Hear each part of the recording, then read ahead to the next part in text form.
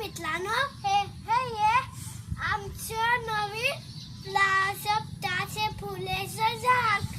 आमचे देवबाप्पा आहे ना, त्यांनाच आम्ही सप्ताचे फुले आमच्या देवबाप्पांना घालणार. नवीन झाड गोकुळगिरीचं. आमचे देवबाप्पा आहे ना, आमच्या देवबाप्पांना हेच फुलं घालणार.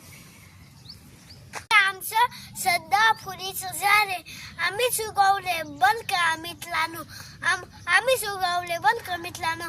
आणि आम्ही याला आमच्याच देवबाप्पांना हे सदाफुलीचं फुलं घालणार. हे आमचं नवीन बागेतलं झाड आम्ही सुगवले बंद का.